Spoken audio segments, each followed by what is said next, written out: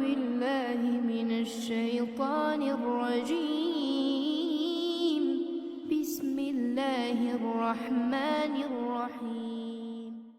إن المتقين في مقام أمين في جنات وعيون يلبسون من سندس وإستبرق متقابلين كذلك وزوجناهم بحور عين يدعون فيها بكل فاكهة آمنين لا يذوقون فيها الموت إلا الموتة الأولى ووقاهم عذاب الجحيم فضلا من ربك ذلك هو الفوز العظيم فإنما يسرناه بلسانك لعلهم يتذكرون فارتقب إنهم مرتقبون. അസ്സലാമു അലൈക്കും വറഹ്മത്തുള്ളാഹി വബറകാതുഹു.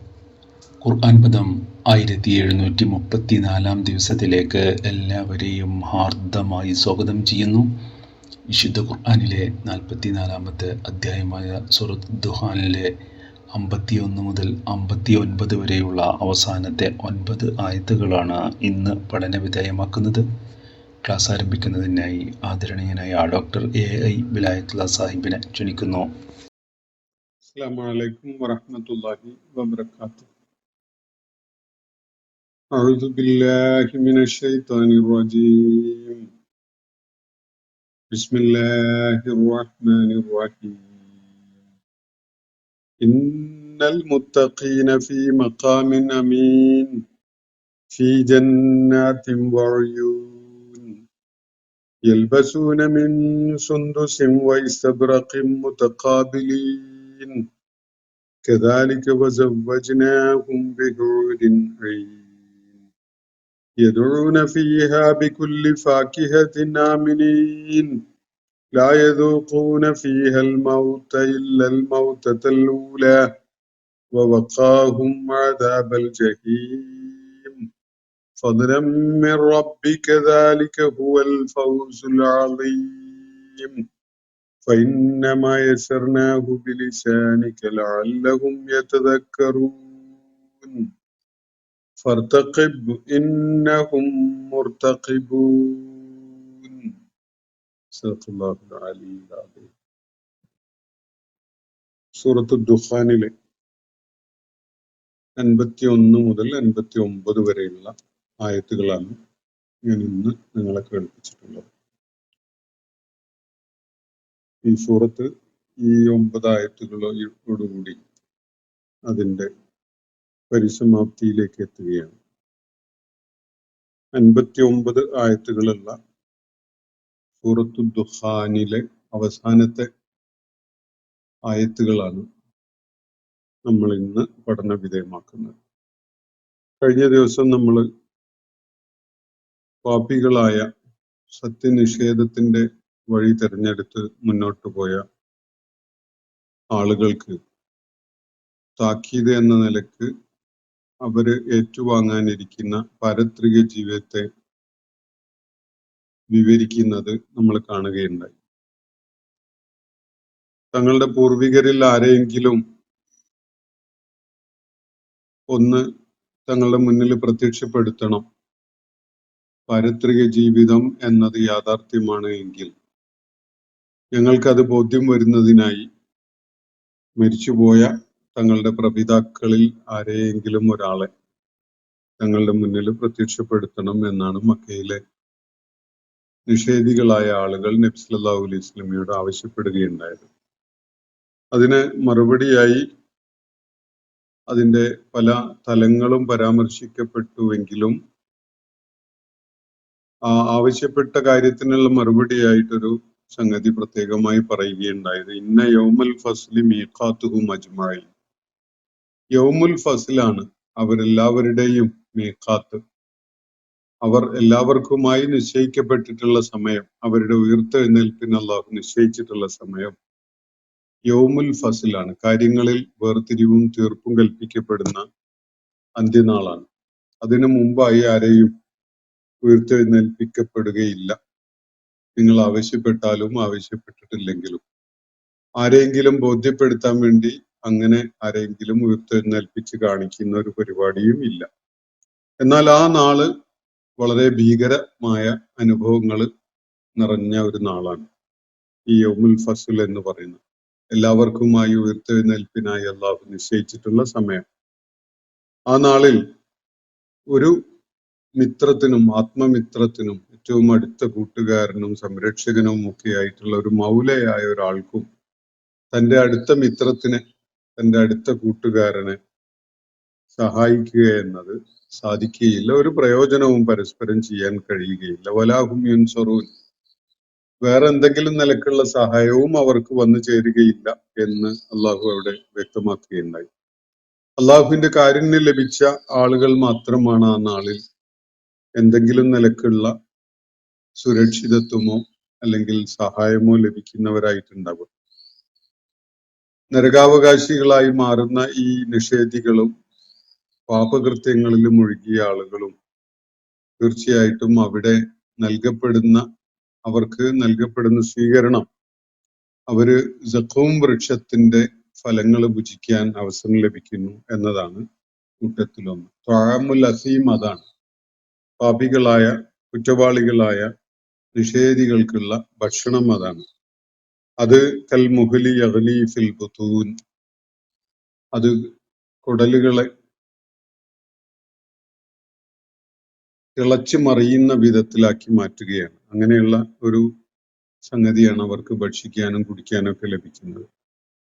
അത് തിളച്ചു മറിയുന്ന വെള്ളം പോലെ അത്രയും കാഠിന്യമുള്ള പൊള്ളൽ അനുഭവപ്പെടുന്ന ഒരു സംഗതിയാണ്. മാത്രവുമല്ല അവരവിടെ വളരെ പരുഷമായ വിധത്തിലാണ് സ്വീകരിച്ചാനയിക്കപ്പെടുന്നത്. ഹുദൂഹു ഫഅ്തിലൂഹു ഇലാ സവാഇൽ ജഹീം എന്നാണ് നിർദ്ദേശിക്കപ്പെടുന്ന കാര്യം. പിടികൂടുക, അവന് നരകമധ്യത്തിലേക്ക് വലിച്ചിഴക്കുക എന്നൊക്കെയാണ്. മാത്രവുമല്ല അവന്റെ തലയിൽ, അവന്റെ ശിരസിലായി നരകശിക്ഷയുടെ പല രൂപങ്ങളും ചൊരിഞ്ഞു കൊടുക്കുക എന്നൊക്കെയാണ് നിർദ്ദേശിക്കപ്പെടുന്നത്. ആ ഘട്ടത്തില് നരകത്തിലേക്ക് വലിച്ചിഴക്കപ്പെടുന്ന ആളുകളോടായി പറയപ്പെടുന്ന ദുഖ് ഇന്നക അൻതൽ അസീസുൽ കരീം, ആസ്വദിച്ചോ വേണ്ട വിധം, നീ വല്ലാതെ നിഗളിപ്പിന്റെ ആളായി മാറിയിരുന്നല്ലോ, നീ വലിയ പ്രതാപവും അതുപോലെ തന്നെ വലിയ കരുത്തും ഒക്കെ കാണിച്ചിരുന്ന ആളാണ്, നീ അസീസും കരീമും ഒക്കെ ആയിട്ടാണല്ലോ നടിച്ചിരുന്നത്, വേണ്ട വിധം ആസ്വദിച്ചോളൂ എന്നാണ് പറയപ്പെടുന്നത്. ഇതാണ് ഒരു നിങ്ങള് സംശയിച്ചു കൊണ്ടിരുന്ന നരകാനുഭവം, അല്ലെങ്കിൽ ഈ ഉയർത്തെഴുന്നേൽപ്പിനെ തുടർന്ന് നിങ്ങൾ ഏറ്റുവാങ്ങാൻ പോകുന്ന സംഗതി എന്നാണ് ഇവിടെ തുടർന്ന് പറയപ്പെടുന്നത്. ഇന്ന ഹാദാ മാ കുൻതും ബിഹി തംതറൂൻ, ഇക്കാര്യത്തിലാണ് നിങ്ങൾ സന്ദേഹം കൊണ്ട് നടന്നിരുന്നത്, പക്ഷെ ഇത് തീർച്ചയായിട്ടും നിങ്ങൾ ഏറ്റുവാങ്ങുന്ന അനുഭവമാണ്, ഇപ്പോ വേണ്ട വിധം ഇതാ ആസ്വദിച്ചോളൂ എന്നാണ് അവരോട് പറയപ്പെടുന്നത്. ഇതിന്റെ ഒരു മറുവശം, അള്ളാഹു നൽകിയ വിശേഷ ബുദ്ധിയും കഴിവുകളും നിരീക്ഷണ പാഠവും ഒക്കെ പ്രയോജനപ്പെടുത്തിക്കൊണ്ട് ഈ പ്രപഞ്ച സാകല്യത്തിലായി അള്ളാഹു ഒരുക്കി വെച്ചിരിക്കുന്ന സൂചനകളെ വായിച്ചെടുത്ത് പ്രപഞ്ച സൃഷ്ടാവിനെ ഉൾക്കൊണ്ടുകൊണ്ട് അവൻ മനുഷ്യർക്കായി ഒരുക്കി വെച്ചിരിക്കുന്ന മാർഗദർശന സംവിധാനം പ്രയോജനപ്പെടുത്തി സത്യമാർഗത്തിലൂടെ സഞ്ചരിച്ച ആളുകളുടെ കാര്യത്തിൽ അവരെന്ത് തരം പരിണതിയാണ് ഏറ്റുവാങ്ങാൻ പോകുന്നത് എന്നതാണ് തുടർന്ന് ഇന്ന് ഞാൻ നിങ്ങളെ കേൾപ്പിച്ച ആയത്തുകളിലായിട്ട് അള്ളാഹു വിവരിക്കുന്നത്. ഇന്നൽ മുത്തഖീൻ, അങ്ങനെ വിജയമാർഗം സ്വീകരിച്ച ആളുകളെ ഒറ്റവാക്കിൽ വിശേഷിപ്പിക്കുന്ന വാക്കാണ് മുത്തഖീൻ എന്നത്. മുത്തഖി എന്ന് പറഞ്ഞാൽ വളരെ സൂക്ഷ്മതയും ശ്രദ്ധയും ജാഗ്രതയും ഒക്കെ കാണിച്ചുകൊണ്ട് അബദ്ധത്തിലേക്ക് ചെന്ന് ചാടാതെ സുബദ്ധമായി കാര്യങ്ങളെ ചെയ്ത, ശരിയായ പാത തെരഞ്ഞെടുത്ത, അവസരോചിതമായിട്ട് കാര്യങ്ങളിൽ തീരുമാനമെടുത്ത തരം ആളുകളാണ്. അത്തരം ആളുകളാണ് വിജയികളാവുക. അപ്പൊ അവരെ കുറിച്ച് അള്ളാഹു പറയുന്നത് ഇന്നൽ മുത്തഖീന ഫീ മഖാമിൻ അമീൻ, മുത്തഖികൾ, സൂക്ഷ്മാലുക്കളായ, ദൈവഭക്തരായ, ശ്രദ്ധയും ജാഗ്രതയും ഒക്കെ ഉണ്ടായിരുന്ന, ബുദ്ധിപരമായ സത്യസന്ധത കാണിച്ച ആളുകൾ എന്താണ് അവരുടെ അവസ്ഥ? അവര് ഈ യൗമുൽ ഫസ്ലില് ഫി മഖാമിൻ അമീൻ ആയിരിക്കും എന്നാണ് അള്ളാഹു ഇവിടെ പറയുന്നത്. അമീൻ എന്ന് പറഞ്ഞാൽ നിർഭയത്വം നൽകുന്ന എന്നാണ്. നിർഭയത്വം നൽകുന്ന വാസ സ്ഥലങ്ങളിലായിരിക്കും അവരുണ്ടാവുക. വളരെ സുരക്ഷിതമായ, നിർഭയമായി, സന്തോഷത്തോടുകൂടി, യാതൊന്നിന്റെയും അല്ലലും അലട്ടലും അറിയേണ്ടതില്ലാത്ത വിധത്തില് കഴിയുന്ന അവസ്ഥയിലായിരിക്കും അവര്. മഖാം എന്ന് പറഞ്ഞാൽ നമ്മൾ പലപ്പോഴും ഈ പദം വിശുദ്ധ ഖുർആനിൽ ഇതിനകം തന്നെ കണ്ടിട്ടുള്ളതാണ്. അതിന്റെ ഭാഷാപരമായിട്ട് അതിന് സ്റ്റേഷൻ എന്ന് പറയാം. നമ്മൾ എവിടെങ്കിലും ഒന്ന് ഒരു സ്ഥിരതയോടുകൂടി നിൽക്കുന്ന ഒരു ഇടം, അതാണ് മഖാം. മഖാം ഇബ്രാഹിം എന്നത് നമ്മൾ മനസ്സിലാക്കിയിട്ടുള്ള പദമാണ്. കഅബയുടെ പരിസരത്തായി, കഅബയുടെ നിർമ്മാണത്തിനായി ഇബ്രാഹിം അലൈഹി ഇസ്ലാം പ്രയോജനപ്പെടുത്തിയിരുന്ന ഒരു പോയിന്റ്, സ്റ്റേബിളായി നിന്നുകൊണ്ട് പിന്നീട് കഅബയുടെ നിർമ്മാണ ശേഷം അദ്ദേഹം ഇബ്രാഹിം അലൈഹി ഇസ്ലാം നമസ്കരിക്കുന്നതിനായിട്ട് പ്രയോജനപ്പെടുത്തിയിരുന്ന ആ ഇടം. അതുപോലെ മഖാം എന്നത് സ്ഥാനം, പദവി, അതുപോലെ വാസസ്ഥലം, വീട്, ഭവനം, മണിമേടകൾ എന്നൊക്കെയുള്ള അർത്ഥത്തില് വിശുദ്ധ ഖുർആനിൽ പലയിടത്തും ഉപയോഗിച്ചതായിട്ട് കാണാൻ കഴിയും. ഇവിടെ മഖാമുൻ അമീനാണ് ഇവൻ അനുഭവിച്ചുകൊണ്ടിരിക്കുന്നത്. ആ മഖാമുൻ അമീൻ എന്ന് പറയുന്നത് രണ്ട് നിലക്കും അവരെ സുരക്ഷിതരാക്കുന്ന ഒരു സംഗതിയാണ്. അത് അവര് താമസിക്കുന്ന, അവര് നിലക്കൊള്ളുന്ന ആ ഇടം, ആ ഭവനം അല്ലെങ്കിൽ ആ പരിസരം എവിടെയാണോ അവര് കഴിയുന്ന അവിടെ അത് അമീനായതാണ്. നിർഭയത്വത്തോടു കൂടി അവർക്ക് കഴിയാൻ സാധിക്കുന്ന വിധത്തിലുള്ള ഒരു മഖാമാണ്. അപ്പോ നിർഭയമായ ഒരു സൗധത്തിലാണ് അല്ലെങ്കിൽ ഒരു ഭവനത്തിലാണ് അവര് യൗമുൽ ഫസ്ലിൽ എത്തിച്ചേരുന്നത്. സുരക്ഷിതമായ ഒരിടമാണ്. അവർക്ക് ഭയാശങ്കകളില്ല. ഏതെങ്കിലും വിധത്തില് നഷ്ടങ്ങളെക്കുറിച്ചുള്ള ആവലാതികളോ വിഷമോ ഒന്നും അവരെ വേട്ടയാടുന്നില്ല. എന്തെങ്കിലും ആശങ്കയോ ഇനി വരാനിരിക്കുന്ന ഒരു ഭീതിജനകമായ അനുഭവത്തെക്കുറിച്ചുള്ള വെപ്രാളപ്പെടലോ ഒന്നും അവർ ആ ഘട്ടത്തിൽ അനുഭവിക്കുന്നില്ല. അവര് എല്ലാ നിലക്കും അമീനായ ഒരു അവസ്ഥയിലാണ്. അപ്പോ അങ്ങനെ അവർക്ക് അമ്ന് നൽകുന്ന, ശാന്തിയും സമാധാനവും നിർഭയത്വവും ഒക്കെ നൽകുന്ന ഒരു ഇടത്താണ് അല്ലെങ്കിൽ ഒരു ഭവനത്തിലാണ് അവരുണ്ടാവുക. ഇന്നൽ മുത്തഖീന ഫീ മഖാമിൻ അമീൻ. ആ അവസ്ഥ, അതിന്റെ ചില ചിത്രങ്ങളാണ് തുടർന്നുള്ള ആയത്തുകളിൽ അല്ലാഹു വിവരിച്ചു തരുന്നത്. ഫീ ജന്നാത്തിൻ വഉയൂൻ. അപ്പൊ ഈ മഖാമുൻ അമീനായ ആ വാസസ്ഥലത്ത് അവര് പല രംഗങ്ങളിലായിട്ട് കാണപ്പെടുന്നത് ഇങ്ങനെയാണ്. ഒന്ന്, ഫീ ജന്നാത്തിൻ, ഉദ്യാനങ്ങളിലായിരിക്കും പലപ്പോഴും. അതുപോലെ വഉയൂൻ, അരുവികളിലായിരിക്കും. ഒന്നുകിൽ അരുവികളില്, അരുവിക്കരയില് ഈ വെള്ളത്തിന്റെ ഒഴുക്കൊക്കെ നിരീക്ഷിച്ച് അതിൽ ആസ്വാദനം കണ്ടെത്തി അവിടെ കഴിയാവും. അതല്ലെങ്കിൽ അവിടെ നീന്തി തുടിക്കുകയോ കുളിക്കുകയോ ഒക്കെ ചെയ്തുകൊണ്ടിരിക്കുന്ന, അതിലൊരു ആനന്ദം അനുഭവിക്കുന്ന അവസ്ഥയിലാവും. ഉദ്യാനങ്ങളിലാവും. ഇതൊക്കെയാണ് അവരുടെ ആ സ്വർഗീയ ജീവിതത്തിന്റെ ചില ചിത്രങ്ങൾ. ഈ ജന്നാത്തിൻ വഉയൂൻ. മറ്റൊരു ചിത്രം, യൽബസൂന മിൻ സുന്ദുസിൻ വൈസ്തബ്റഖിൻ.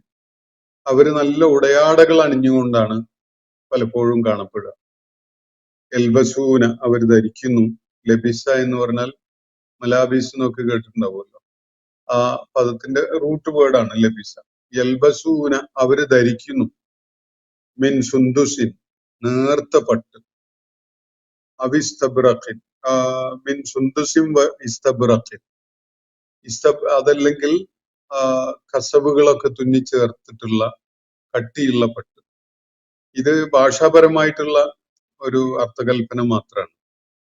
അവര് വളരെ ആകർഷകമായ, അവർക്കേറെ ആനന്ദം പകരുന്ന, അവർക്ക് വലിയ കാഴ്ച ഭംഗിയൊക്കെ പകർന്നു നൽകുന്ന വസ്ത്രങ്ങൾ അണിഞ്ഞുകൊണ്ടാണ് അവിടെ കാണപ്പെടുക. ഇതാണ് അതിന്റെ സൂചന. ഇതിനെ അക്ഷരതലത്തിൽ എടുക്കുന്നതിന് പകരം അത് നമ്മുടെ മനസ്സിൽ കോറിയിടുന്ന ഒരു ചിത്രമുണ്ട്.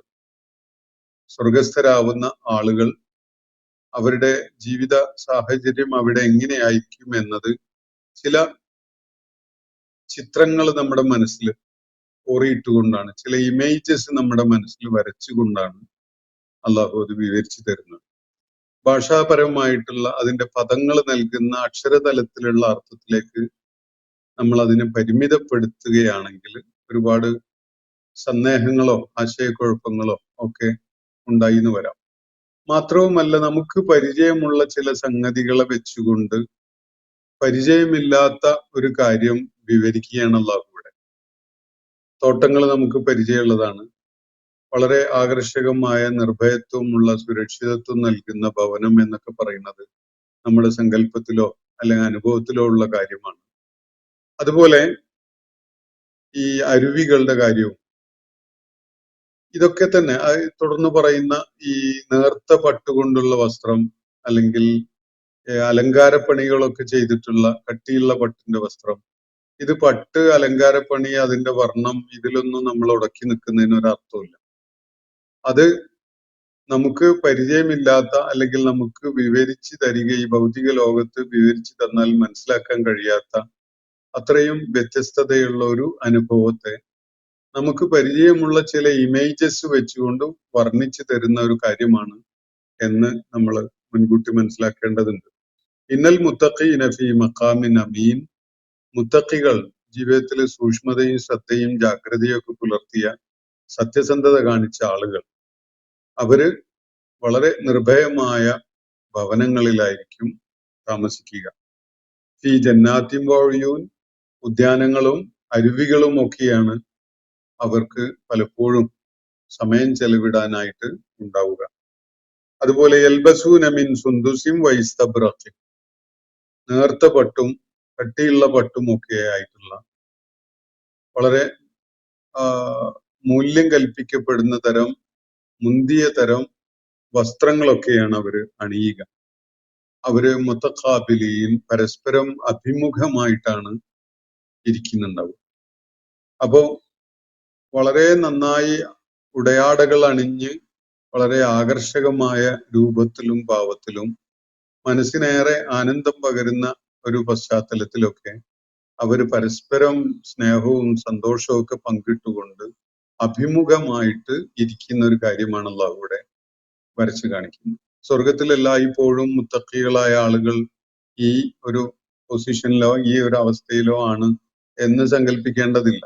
ജീവിതത്തിന്റെ ആവശ്യമായ പല തലങ്ങളിലും രംഗങ്ങളിലും ഒക്കെ ആയിട്ട് അവരുണ്ടാകും. അവയില് ചില ചിത്രങ്ങൾ, ചില മോഹനമായ ചിത്രങ്ങൾ ഇവിടെ വരച്ചു കാണിക്കുന്നു എന്നേ ഉള്ളൂ. അതിനേക്കാളൊക്കെ നമുക്ക് സങ്കല്പിക്കാൻ പോലും കഴിയുന്നതിനപ്പുറത്തുള്ള അനുഭവങ്ങൾ പലതും സ്വർഗത്തിൽ അവർക്കായിട്ടുണ്ടാകും. അതിന്റെ ചില ചിത്രങ്ങൾ ഇവിടെ അള്ളാഹു കോറിയിടുകയാണ്. യൽബസൂന മിൻ സുന്ദുസിൻ വൈസബ്റഖിൻ മുതഖാബിലീൻ. വിവിധങ്ങളായ വ്യത്യസ്തങ്ങളായ തരത്തിലുള്ള മുന്തിയ തരം വസ്ത്രങ്ങൾ അണിഞ്ഞുകൊണ്ട് അവർ പരസ്പരം അഭിമുഖമായിട്ട് ഇരിക്കുകയാണ്. ആഘോഷവേളകളിലൊക്കെ ചിലപ്പോൾ ആളുകൾ കൂടിയിരിക്കാറുള്ള പോലെ, പല കല്യാണത്തിനൊക്കെ പോയാൽ അതിന്റെ ആളുകളെ സ്വീകരിച്ചിരുത്തുന്ന ആ ഇടത്തില് അവര് എല്ലാവരും വന്നു ചേർന്നിട്ടുണ്ടാവും. ഏറ്റവും നല്ല വസ്ത്രം അണിഞ്ഞുകൊണ്ടും അതുപോലെ സുഗന്ധദ്രവ്യങ്ങളൊക്കെ ഉപയോഗിച്ചുകൊണ്ടൊക്കെ ആയിരിക്കുമല്ലോ. എന്നിട്ട് അവര് അങ്ങോട്ടും ഇങ്ങോട്ടും കാണാവുന്ന വിധത്തിൽ അഭിമുഖമായി പരസ്പരം സംസാരിച്ചിരിക്കുക. ഒരുപക്ഷെ ജീവിതത്തിലെ അനശ്വരത കൽപ്പിക്കപ്പെടുന്ന തരം ചില മൊമെന്റ്സ് അങ്ങനെയുള്ള സന്ദർഭങ്ങളിലാണ് നമ്മൾ കാണാറുള്ളത്. അതൊക്കെ പടം എടുത്ത് സൂക്ഷിച്ചു വെക്കുകയൊക്കെ എന്ന് പറയുന്ന ഒരു ചെരിഷബിൾ മെമ്മറി ആയിട്ട് ആളുകൾ പലപ്പോഴും കൊണ്ടു നടക്കുന്ന കാര്യങ്ങൾ അതൊക്കെയാണ്. അങ്ങനെയുള്ള ചില സമാനമായ സന്ദർഭങ്ങൾ, സ്വർഗത്തിലെ അനുഭവങ്ങളുടെ ചില മൊമെന്റ്സ് അള്ളാഹുവിടെ നമ്മുടെ മനസ്സിൽ ഒരു ചിത്രരൂപത്തിൽ വരച്ചിട്ട് തരികയാണ്. അപ്പൊ യൽബസൂന മിൻ സുന്ദുസിൻ വൈസ്തബ്റഖിൻ മുതഖാബിലീൻ കദാലിക. ഇങ്ങനെയാണ്, ഈ വിധത്തിലാണ്. കദാലിക എന്ന് പറഞ്ഞാൽ ഈ ഒരു വർണ്ണന ഇവിടെ നൽകപ്പെട്ടിരിക്കുന്ന ഒരു വിവരണം ഉണ്ടല്ലോ, അതിന്റെ എല്ലാ സാധ്യതകളുമുള്ള വിധത്തിൽ ഇത്രയും ഗംഭീരമായ ഒരു പരിണതിയാണ് അവരെ കാത്തിരിക്കുന്നത്. വസവ്വജ്നാഹും ബിഹൂരിൻ ഐൻ. അതിൽ പരിമിതമല്ല. ഇവിടെ പറയപ്പെട്ട ചില ചിത്രങ്ങൾ, ഇവിടെ വിവരിക്കപ്പെട്ട ചില ചിത്രങ്ങളുണ്ടല്ലോ, അതിനൊക്കെ പുറമെ അവർക്ക് നാം ഇണകളായിട്ട് നൽകിയിട്ടും ഉണ്ടാകും. ആരെയാണ്? ബിഹൂറിൻ ഈ ഐൻ എന്നാണ് പറയുന്നത്. ഹൂറിൻ ഐനിനെ ഇണകളായിട്ട് നൽകിയിട്ടും ഉണ്ടാകും എന്നാണ് അള്ളാഹുവിടെ പറയുന്നത്. അവർക്ക് ഏറ്റവും മനസ്സിന് ആനന്ദം പകരുന്ന വിധത്തിലുള്ള, അവരെ സന്തോഷിപ്പിക്കുന്ന വിധത്തിലുള്ള ഇണകളെയാണ് അള്ളാഹു അവർക്ക് അവിടെ നൽകുന്നത്. ഹൂർ എന്ന പദം യഥാർത്ഥത്തില് ഹൗറാ എന്ന പദത്തിന്റെ ബഹുവചനാണ്. ഹൗറാ എന്ന് പറഞ്ഞാല് കാണാൻ ഏറെ കൊള്ളാവുന്ന സുന്ദരികളായ കന്യകകളാണ്. ഹൂർ എന്ന പദം അതിന്റെ ബഹുവചനാണ്. ഹൗറാന്റെ ബഹുവചനാണ് ഹൂർ എന്നത്. അതുപോലെ ഐന എന്ന പദത്തിന്റെ ബഹുവചനാണ് ഐൻ എന്നത്. ഐന എന്ന് പറഞ്ഞാല് മലയാളത്തില് വിശാലാക്ഷികൾ എന്ന് പറയും. ഐന വിടർന്ന കണ്ണുകളുള്ള, അത് സ്ത്രീ സൗന്ദര്യത്തിന്റെ വളരെ ശ്രദ്ധേയമായ ഒരു അടയാളപ്പെടുത്തലാണ് വിടർന്ന കണ്ണുകൾ. എല്ലാവർക്കും അറിയാം. അതുകൊണ്ട് തന്നെ സ്ത്രീകള് സ്വയം അലങ്കരിക്കുമ്പോൾ കണ്ണെഴുതി ഈ കൂടുതൽ ആകർഷകമാക്കുന്നതൊക്കെ നമ്മൾ കാണുന്നുണ്ട്. അപ്പോ ഐൻ എന്നത് ഐന എന്ന പദത്തിന്റെ ബഹുവചനം. ഐന എന്ന് പറഞ്ഞാൽ വിശാലമായ വിടർന്ന കണ്ണുകളുള്ള. ഇതിന്റെ വ്യത്യസ്ത രൂപങ്ങള് പെൺകുട്ടികൾക്ക് പേരിടുമ്പോൾ നമ്മൾ പരിഗണിക്കാറുണ്ടല്ലോ. മലയാള ഭാഷയിലും ഈ മീനാക്ഷി പോലെയുള്ള, വിശാലാക്ഷി പോലെയുള്ള പേരുകളൊക്കെ ഉപയോഗത്തിലുണ്ട്. അപ്പൊ ഇത് വന്നിട്ടുള്ളത് സ്ത്രീകൾക്ക് സൗന്ദര്യം വർദ്ധിപ്പിക്കുന്ന അവരുടെ ശരീര സൗന്ദര്യത്തിന്റെ ഒരു ശ്രദ്ധേയമായ ഒരു ലക്ഷണമായിട്ട് വിടർന്ന കണ്ണുകൾ പരിഗണിക്കപ്പെടുന്നുണ്ട് എന്നത് സൂചിപ്പിക്കാൻ വേണ്ടി മാത്രമാണ് അക്കാര്യം ഞാൻ നിങ്ങളുടെ ശ്രദ്ധയിൽ കൊണ്ടുവന്നത്. അപ്പോ അള്ളാഹു അവർക്ക് ഈ മുത്തഖികളായ സ്വർഗം ലഭിക്കാൻ ഭാഗ്യം സിദ്ധിച്ച ആളുകൾക്കായിട്ട് ഒരുക്കി വെച്ചിരിക്കുന്ന സംഗതികളുടെ കൂട്ടത്തിൽ പ്രത്യേകമായിട്ട് എടുത്തു പറയുന്ന ഒരു കാര്യം, കദാലിക, ഇതൊക്കെയാണ് അവർക്ക് വേണ്ടിയുള്ള ഒരുക്കങ്ങൾ, അവർക്ക് സജ്ജമാക്കപ്പെട്ടിട്ടുള്ള കാര്യങ്ങൾ. വസവ്വജ്നാഹും ബിഹൂരിൻ ഐൻ. അതിന് പുറമെ അവർക്ക് ഹൂർ ഐനായ അല്ലെങ്കിൽ ഹൗറാവും ഐനാവുമായ സ്ത്രീകളെ നാം വിവാഹം ചെയ്തു കൊടുക്കുന്നതുമാണ്, അല്ലെങ്കിൽ അവർക്ക് ഇണകളാക്കി കൊടുക്കുന്നതാണ് എന്നുകൂടിയാണ് അല്ലാഹു ഇവിടെ പറയുന്നത്. വസവ്വജ്നാഹും ബിഹൂരിൻ ഐൻ. മനുഷ്യന്റെ മോഹങ്ങളിൽപ്പെട്ടത് തന്നെയാണ് തീർച്ചയായിട്ടും. അങ്ങനെ ചില റിയലൈസേഷൻ മനുഷ്യൻ ആഗ്രഹിക്കുന്നുണ്ട്. ആണായാലും പെണ്ണായാലും അവർക്ക് മനസ്സിന് ഏറ്റവും ഇമ്പമുള്ള, ഏറ്റവും സന്തോഷം പകരുന്ന വിധത്തിലുള്ള ഒരു ഒരു കൂട്ടാളി. ഇത് മനുഷ്യന്റെ വളരെ ബേസിക് ആയിട്ടുള്ള, അടിസ്ഥാനപരമായിട്ടുള്ള അവൻ റിയലൈസ് ചെയ്യാൻ ആഗ്രഹിക്കുന്ന കാര്യങ്ങളിൽ പെട്ടത് തന്നെയാണ്. അപ്പൊ അങ്ങനെയുള്ള ഒരു ഇണയും നാം അവർക്ക് നൽകും എന്നാണ് അല്ലാഹു ഇവിടെ പറയുന്നത്. യദഊന ഫീഹ ബികുല്ലി ഫാക്കിഹത്തിൻ ആമിനീൻ. അവര് അവിടെ എല്ലാത്തരം പഴവർഗ്ഗങ്ങൾക്കുമായിട്ട് ചോദിച്ചുകൊണ്ടിരിക്കും. പറഞ്ഞാൽ അവർക്ക് ഇതുപോലെ ഇങ്ങനെയുള്ള വളരെ മോഹനമായ ഒരു സെറ്റിങ്ങില് അവരുടെ വേറെയും പല അഭിലാഷങ്ങൾ, അവര് കഴിക്കാൻ ഉദ്ദേശിക്കുന്ന, കുടിക്കാൻ ഉദ്ദേശിക്കുന്ന തരം പാനീയങ്ങൾ, അല്ലെങ്കിൽ പഴവർഗ്ഗങ്ങൾ, കഴിക്കാൻ ആഗ്രഹിക്കുന്ന പഴവർഗ്ഗങ്ങൾ, ഇതൊക്കെ ഓരോന്നോരോന്നായി അവര് ആവശ്യപ്പെട്ടുകൊണ്ടിരിക്കും എന്നാണ് അള്ളാഹുവിടെ വിവരിക്കുന്നത്. യദഊന ഫീഹ, ഈ സ്വർഗീയമായ അവസ്ഥയിൽ അവർ തേടിക്കൊണ്ടിരിക്കും, ആവശ്യപ്പെടും. ബികുല്ലി ഫാക്കിഹത്തിൻ, യാതൊരു സങ്കോചവും വിഷമമൊന്നും വേണ്ട അതിന്. അവരെ സംബന്ധിച്ചിടത്തോളം ഏത് തരം പഴവർഗ്ഗവും ചോദിച്ചു വാങ്ങാനാണ് അവര് ആ സമയം വിനിയോഗിക്കുക അല്ലെങ്കിൽ ആഗ്രഹിക്കുക. അത് ആമിനീൻ, യാതൊരു കൺസേണും ഇല്ലാതെ വലിയ നിർഭയത്വത്തോടു കൂടിയാണ്. ആശങ്കയില്ല, അതിന് ഇനി പണം കൊടുക്കേണ്ടി വരും എന്നുള്ള ഒരു വിഷമമൊന്നും വേണ്ട. അതുപോലെ അതിന് വല്ല നിയന്ത്രണം ഉണ്ട്, നേരത്തെ ഇപ്പൊ തന്നിട്ടേ ഉള്ളൂ ഒരെണ്ണം, അതുകൊണ്ട് ഇനിയൊന്നും കൂടി എങ്ങനെയാണ് ഇപ്പൊ ചോദിക്കുക എന്നുള്ള അങ്ങനെയുള്ള വിഷയമൊന്നും ഇല്ലാത്ത അവസ്ഥയിൽ തന്നെ അവർക്ക് അവർ ഇച്ഛിക്കുന്ന വിധത്തിലുള്ള പഴവർഗ്ഗങ്ങൾ അവര് ചോദിച്ചുകൊണ്ടിരിക്കും. ആമിനീനായിട്ടാണ്. അമ്ന് എന്ന് നേരത്തെ ഞാൻ വിശദീകരിച്ചല്ലോ, മഖാമുൻ അമീൻ എന്ന് പറഞ്ഞു. അതേ പദം തന്നെയാണ് ഇവിടെ അതിന്റെ ബഹുവചന രൂപത്തിൽ ഉപയോഗിച്ചിരിക്കുന്നത്. നിർഭയമായിട്ട് അവർക്ക് ചോദിച്ചു വാങ്ങാൻ അവര് എല്ലാവിധ പഴവർഗ്ഗങ്ങളും ആ വിധത്തിൽ നിർഭയത്വത്തോടു കൂടി അവർ ചോദിച്ചു വാങ്ങും. ലാ യദൂഖൂന ഫീഹൽ മൗത്ത, ഇനി അവർക്ക് അവിടെ മരണം രുചിക്കേണ്ടതില്ല. ഭൗതിക ലോകത്തു നിന്ന് വ്യത്യസ്തമാണ് കാര്യങ്ങൾ. ഭൗതിക ലോകത്ത് എന്തെല്ലാം ഐശ്വര്യവും അനുഗ്രഹങ്ങളും സൗഭാഗ്യങ്ങളും വന്നു ചേർന്നാലും മരണം എന്നൊരു ബോധം മനുഷ്യന്റെ മനസ്സിന്റെ ഏറ്റവും പുറകിലായിട്ട് അങ്ങനെ കഴിയുന്നുണ്ട്, അങ്ങനെ നിലകൊള്ളുന്നുണ്ട്. എല്ലാ സന്തോഷങ്ങളെയും എല്ലാ ആഹ്ലാദങ്ങളെയും എല്ലാ നമ്മളെ വല്ലാതെ ഉത്തേജിപ്പിക്കുന്ന വിധത്തിലുള്ള സ്വപ്ന സാക്ഷാത്കാരങ്ങളുടെയും ഒക്കെ സന്ദർഭങ്ങളിലും മരണം എന്ന ഒരു ആശങ്ക എപ്പോഴും മനുഷ്യനെ വേട്ടയാടിക്കൊണ്ടിരിക്കുന്നുണ്ട്. പക്ഷെ പാരത്രിക ലോകത്ത് സ്വർഗം ലഭിച്ച മുത്തഖികളുടെ കാര്യത്തിൽ ലാ യദൂഖൂന ഫീഹൽ മൗത്ത, അവർക്കിനി മരണം രുചിക്കേണ്ടതില്ല. ഇല്ലൽ മൗത്തൽ ഊല, ഒന്നാമത്തെ ആ മരണം ഉണ്ടല്ലോ, അവര് നേരത്തെ മരിച്ചു പിന്നെ ഉയർത്തെഴുന്നേൽപ്പിക്കപ്പെടുകയാണല്ലോ ഉണ്ടായിട്ടുള്ളത്. ആ ആദ്യം ഭൗതിക ലോകത്തുണ്ടായ അവരുടെ ആ ആദ്യത്തെ മരണം, അതല്ലാത്ത മറ്റൊരു മരണം അവർക്ക് അതിനെക്കുറിച്ചുള്ള യാതൊരു ആശങ്കയും അവർക്ക് വേണ്ടതില്ല. വഖാഹും അദാബൽ ജഹീം, മാത്രവുമല്ല ജഹീമിന്റെ അദാബിൽ നിന്ന് അവൻ അവരെ കാത്തുരക്ഷിക്കുകയും ചെയ്തിരിക്കുന്നു. ജഹീം എന്ന് പറഞ്ഞാൽ നരകം.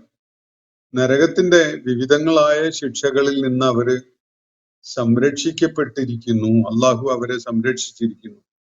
ഇവിടെ സ്വർഗീയമായ അനുഭവങ്ങളുടെ പല തലങ്ങളും വിവരിക്കപ്പെട്ടതിന്റെ കൂട്ടത്തില് നരകത്തിൽ നിന്നും അവര് കാത്തു സംരക്ഷിക്കപ്പെട്ടിരിക്കുന്നു എന്നൊരു കാര്യം ചേർത്ത് പറയുകയാണ്. അത് വളരെ പ്രാധാന്യമുള്ള ഒരു കാര്യമാണ്.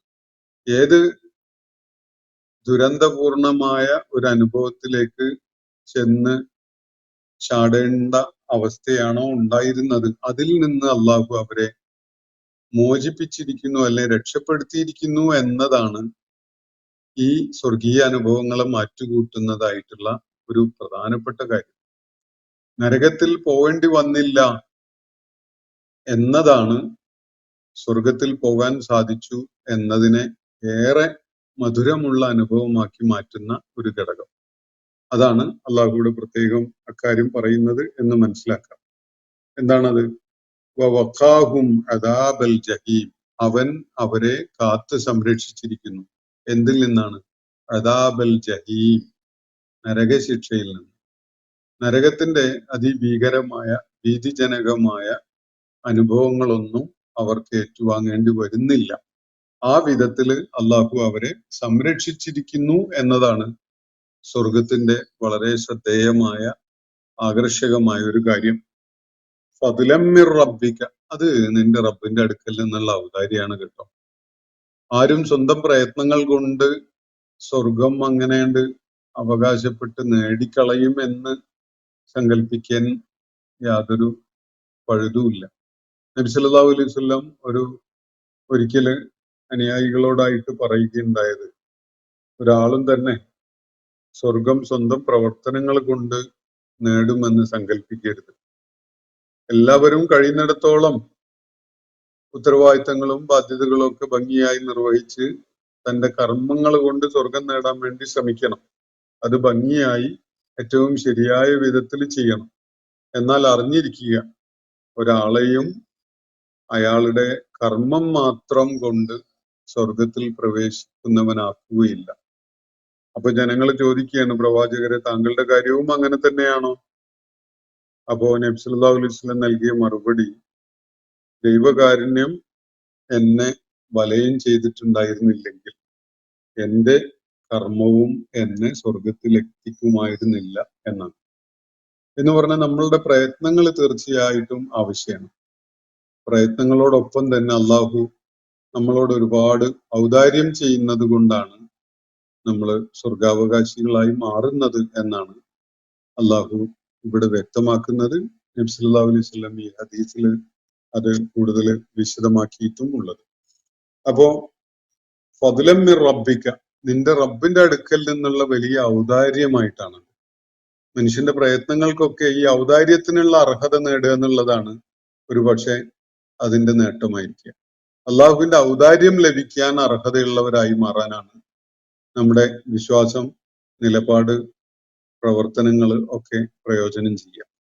പ്രവർത്തനങ്ങളിൽ എപ്പോഴും പോരായികയാണ് ഉണ്ടാവുക, തികവില്ലായികയാണ് ഉണ്ടാവുക. നമ്മൾ നമസ്കരിച്ച നമസ്കാരങ്ങളെ പിന്നിട്ട വർഷങ്ങളിൽ നമ്മൾ നമസ്കരിച്ച നമസ്കാരങ്ങളെ കുറിച്ച് നമ്മൾ തന്നെ ഒന്ന് വിലയിരുത്തി നോക്കി.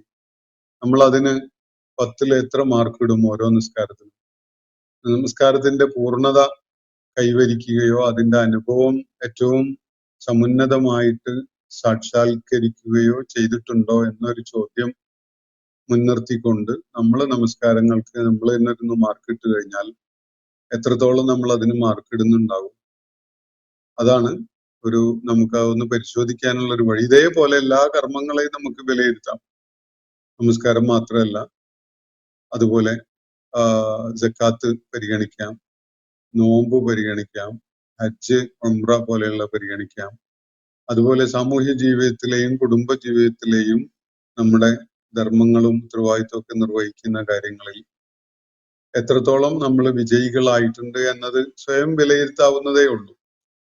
അപ്പൊ നമുക്ക് ബോധ്യപ്പെടുന്ന, നമ്മൾ ആരോടും പറഞ്ഞില്ലെങ്കിലും നമുക്ക് ബോധ്യപ്പെടുന്ന ഒരു കാര്യം, പടച്ച തമ്പുരാൻ ഇതൊക്കെ വെച്ചുകൊണ്ട് ഇപ്പൊ അള്ളാന്റെ അടുക്കലേക്ക് എങ്ങനെ പോകാൻ പറ്റും, അവന്റെ മുന്നിൽ എങ്ങനെ എണീറ്റ് നിൽക്കാൻ കഴിയും എന്നൊരു തോന്നലാണ് നമുക്ക് ഉണ്ടാവുക. അവിടെയാണ് വലിയ പ്രതീക്ഷ നൽകുന്ന ഒരു കാര്യം അല്ലാഹു പറയുന്നത്. ഫദ്ലൻ മിർ റബ്ബിക, നിന്റെ റബ്ബിന്റെ അടുക്കൽ നിന്നുള്ള ഉദാരതയാണ്, അവന്റെ ഔദാര്യമാണ് ഇതൊക്കെ. ദാലിക ഹുവൽ ഫൗസുൽ അദീം, ഏറ്റവും മഹത്തരമായ വിജയം എന്ന് പറയുന്നത് ഈ വിജയമാണ്, ഈ നേട്ടമാണ് എന്നാണ് തുറന്നു പറയുന്നത്. സ്വർഗത്തിലെത്താൻ സാധിക്കുന്നു അള്ളാഹുവിന്റെ ഔദാര്യത്തിന് അർഹനായിക്കൊണ്ട്. നമ്മളുടെ കർമ്മങ്ങളും നിലപാടുകളും വിശ്വാസവും ഒക്കെ കാരണമായി നമ്മൾ അള്ളാഹുവിന്റെ ഔദാര്യത്തിന് അർഹരായിരിക്കുന്നു. അള്ളാഹുവിന്റെ ഔദാര്യം കൊണ്ട് നമ്മൾ സ്വർഗം നേടുന്നവരാകുന്നു. ഈ ഒരു സംഗതി അതിനെ മുൻനിർത്തിക്കൊണ്ട് അള്ളാഹു പറയുകയാണ്, ദാലിക ഹുവൽ ഫൗസുൽ അദീം, ഇതാണ് ഏറ്റവും വലിയ വിജയം. ഇത് പരീക്ഷയിൽ നമ്മൾ വിജയം നേടുന്നതോ അല്ലെങ്കിൽ തെരഞ്ഞെടുപ്പിൽ നമ്മൾ മത്സരിച്ച് വിജയിക്കുന്നതോ ഒന്നും പോലെയുള്ള വിജയമല്ല. യഥാർത്ഥത്തിലുള്ള വിജയം ഇതാണ്, ഏറ്റവും മഹത്തരമായ വിജയം ഇതാണ്.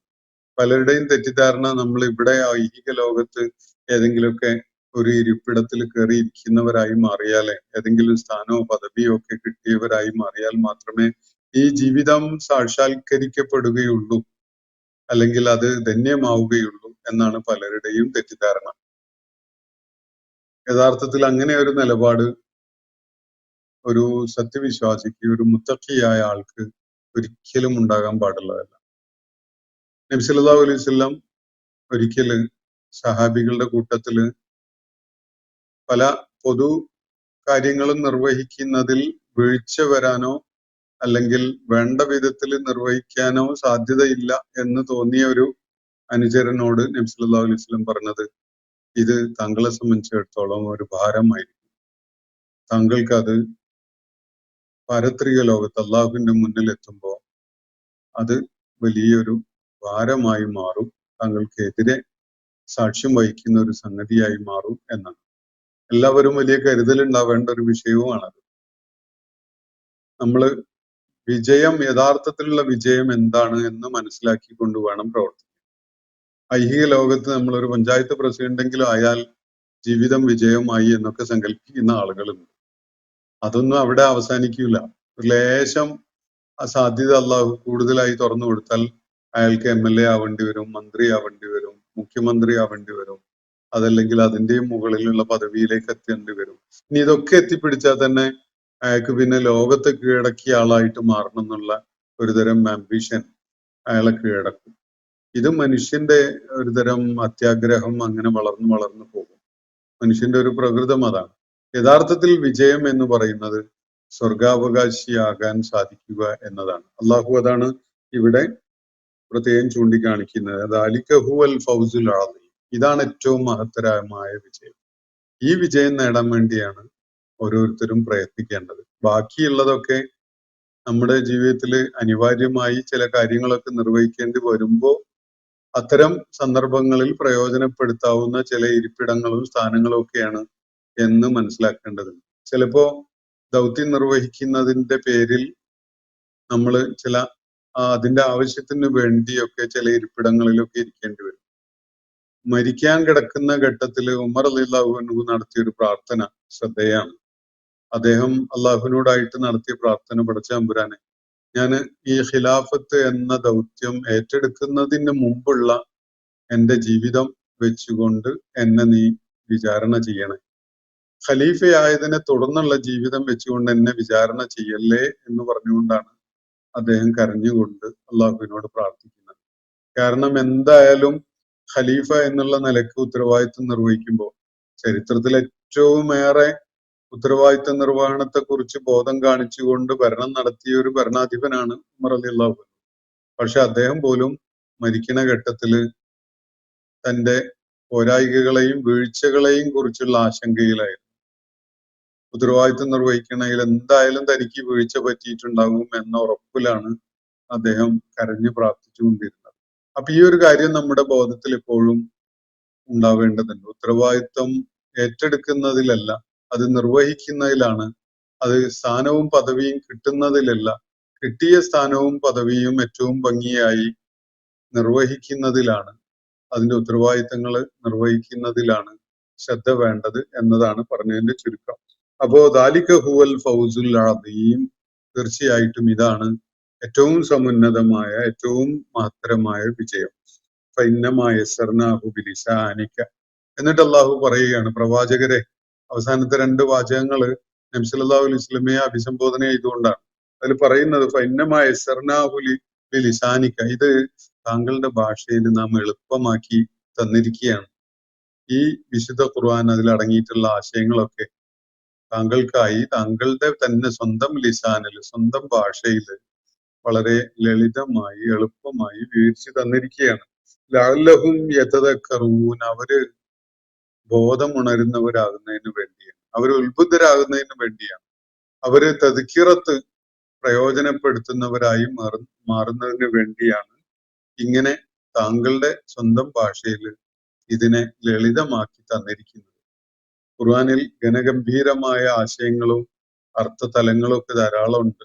പക്ഷെ ഏത് വായനക്കാരനും അതിന്റെ പ്രാഥമികമായ അർത്ഥ സൂചന വളരെ ലളിതമായി വളരെ എളുപ്പത്തില് മനസ്സിലാക്കാൻ കഴിയുന്ന വിധത്തില് വളരെ സരളമായ ഭാഷയിലാണ് അള്ളാഹു അത് നബി സല്ലല്ലാഹു അലൈഹി വസല്ലമക്ക് നൽകിയിരിക്കുന്നത് എന്നതാണ് ഇവിടെ ചൂണ്ടിക്കാണിക്കപ്പെടുന്നത്. അതിന്റെ താല്പര്യം അവർക്കിത് ഒരു വലിയ ഉണർത്തൽ, ഓർമ്മപ്പെടുത്തലായി മാറട്ടെ എന്ന നിലക്കാണ്.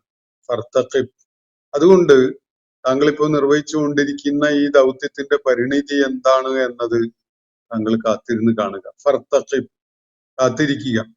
ഇൻതളിർ എന്നാണ് അതിന്റെ വേറൊരു പദം ഈ ആശയം നൽകുന്നത്.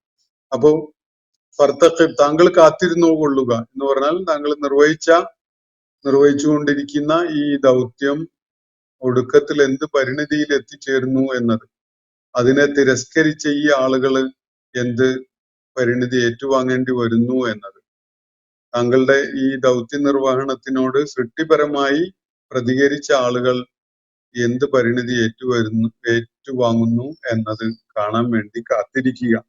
ഇന്നഹും മുർത്തഖിബൂൻ, അവരും കാത്തിരിക്കട്ടെ, അവരും കാത്തിരിക്കുന്നവരാകുന്നു എന്ന് പറഞ്ഞാൽ താങ്കൾ പറയുന്നതും കേൾപ്പിക്കുന്നതൊന്നും അവർക്ക് സ്വീകാര്യമായിട്ടില്ല.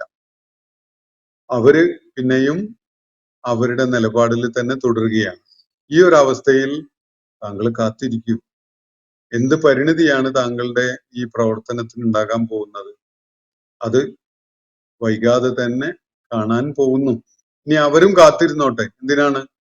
അവര് കേൾപ്പിക്കപ്പെട്ട ഈ സംഗതി അതിന്റെ ആഖിബത്ത് എന്താണ്?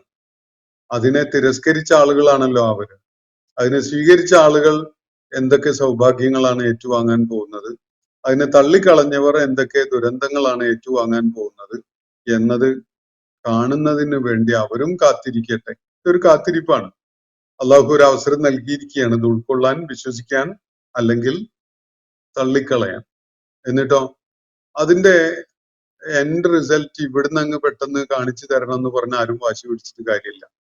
മരിച്ചുപോയ ആളുകളെ ഒന്ന് ഇവിടെ പ്രത്യക്ഷപ്പെടുത്തിയിട്ട് മരണശേഷം അവരെന്ത് ആഖിബത്താണ് ഏറ്റുവാങ്ങുകയുണ്ടായത് എന്ന് അവരോട് ചോദിച്ചറിഞ്ഞ് എന്നിട്ട് തീരുമാനിക്കാം എന്ന് വെച്ചതുകൊണ്ട് യാതൊരു കാര്യമില്ല. കാരണം അവിടെ അതിന്റെ അസ്റാറുകൾ അവശേഷിക്കുന്നില്ല. അസ്റാറുകൾ, രഹസ്യങ്ങൾ അവശേഷിക്കാത്തൊരവസ്ഥയിൽ നിങ്ങൾ വിശ്വാസികളാകുന്നു അല്ലെങ്കിൽ വിശ്വാസികളാവാതിരിക്കുന്നു. എന്ത് ഫലം? അതിനെന്ത് പ്രയോജനം? യാതൊരു ഗുണവും ഇല്ല. അതുകൊണ്ട് ചെയ്യാവുന്ന ഒരു സംഗതി ഫർത്തഖിബ്, നിങ്ങൾക്ക് ഉൾക്കൊള്ളാൻ പറ്റിയിട്ടില്ലെങ്കിൽ കാത്തിരുന്നോളൂ. ഇതാണ് ഇവരോട് പറയാനുള്ളത്. അവർ കാത്തിരിക്കുകയാണ്. പ്രവാചകരെ, അതുകൊണ്ട് താങ്കളും കാത്തിരിക്കും. കാരണം താങ്കളുടെ ദൗത്യം എന്തൊക്കെ ചലനമാണ് ലോകത്ത് സൃഷ്ടിക്കാൻ പോകുന്നത്, അന്ത്യനാൾ വരെ അത് എത്ര വ്യാപ്തിയുള്ള ഇമ്പാക്റ്റ് ഉണ്ടാക്കും, അതിന്റെ കാരണത്താൽ എത്രയെത്ര കോടിക്കണക്കിന് മനുഷ്യര് സന്മാർഗലബ്ധിയുള്ളവരായി മാറും, എത്രത്തോളം ആളുകൾ അതിനോട് പുറംതിരിഞ്ഞു പോകും തുടങ്ങിയ കാര്യങ്ങളൊക്കെ അറിയാൻ താങ്കൾ കാത്തിരുന്നോളൂ. അവരോ ഇപ്പോ നിരസിക്കുകയും തിരസ്കരിക്കുകയും തള്ളിക്കളയുകയും ഒക്കെ ചെയ്ത ആളുകളാണല്ലോ. അവരും കാത്തിരുന്നോട്ടെ. ഫർത്തഖിബ് ഇന്നഹും മുർത്തഖിബൂൻ, അവരും കാത്തിരിക്കുന്നവർ തന്നെയാണ്. അപ്പൊ അവരും കാത്തിരിക്കുന്നവർ തന്നെയാണ് എന്ന് പറഞ്ഞാൽ അവരുടനെ ഒരു ആക്ഷനിലേക്ക് വന്നിട്ടില്ല എന്നാണ് അതിന്റെ അർത്ഥം. അള്ളാഹുവിന്റെ പ്രവാചകൻ അവരെ വിളിച്ചു, പക്ഷെ അവര് ചെവിക്കൊണ്ടില്ല, അത് സ്വീകരിക്കാൻ കൂട്ടാക്കിയിട്ടില്ല. അപ്പോ പിന്നെ സ്വാഭാവികമായിട്ടും അവര് സമ്മതിച്ചാലും ഇല്ലെങ്കിലും അവര് ചെയ്യാൻ പോകുന്നത് കാത്തിരിക്കുക എന്നുള്ളതാണ്. ഇതിന്റെ ഒരു റിസൾട്ട് വരാനുണ്ട്. അന്തിമമായിട്ട് ഇതിന്റെ ഒരു ടേൺ ഔട്ട് എന്താണ് എന്നത് അവര് വൈകാതെ തന്നെ അറിയാനിരിക്കുന്നു. അതുവരെ കാത്തിരുന്നോളൂ, അവരും കാത്തിരിക്കട്ടെ. ഇതാണ് അള്ളാഹു അവന്റെ പ്രവാചകനോടായിട്ട് ഈ സൂറത്തിന്റെ അവസാനത്തിൽ പറയുന്ന കാര്യം. അപ്പോ വളരെ ചെറിയ, വളരെ വലിയ ആഴത്തിലുള്ള കാര്യങ്ങൾ ഉൾക്കൊള്ളാൻ ആവശ്യമായ തരത്തിലുള്ള വലിയ ഗഹനതയുള്ള ധാരാളം ആയത്തുകൾ അടങ്ങിയ എന്നാൽ താരതമ്യേന ചെറിയൊരു സൂറത്താണ് നമ്മൾ ഇവിടെ പഠനം പൂർത്തിയാക്കിയിട്ടുള്ളത്. സൂറത്തു ദുഖാൻ മക്കയിൽ അവതരിച്ച 59 ആയത്തുകളുള്ള സൂറത്താണ്. ഇതിന്റെ പഠനം നമ്മൾ ഇവിടെ പൂർത്തിയാക്കിയിരിക്കുകയാണ്. ഇതിനെ തുടർന്നുള്ള ചോദ്യങ്ങളും ചർച്ചയും ഒക്കെ ആയിട്ട് ആവശ്യമുള്ള 1-2 ദിവസങ്ങൾ അതിനുവേണ്ടി നമ്മൾ മാറ്റിവെക്കുകയാണ്. അള്ളാഹു നമ്മെ എല്ലാവരെയും അനുഗ്രഹിക്കുമാറാവട്ടെ. വാഖിർ ദഅവാന അനിൽ ഹംദുലില്ലാഹി റബ്ബിൽ ആലമീൻ. അസ്സലാമു അലൈക്കും വറഹ്മത്തുള്ളാഹി വബറകാതുഹു. ഇന്നത്തെ ഖുർആൻ പദം ഇവിടെ സമാപിക്കുന്നു. ഖുർആൻ പഠനത്തിൽ പങ്കെടുത്ത എല്ലാവർക്കും അല്ലാഹു അർഹമായ പ്രതിഫലം നൽകി അനുഗ്രഹിക്കട്ടെ. വആഖിർ ദഅവാന അനിൽ ഹംദുലില്ലാഹി റബ്ബിൽ ആലമീൻ. അസ്സലാമു അലൈക്കും വറഹ്മത്തുള്ളാഹി വബറകാതുഹു.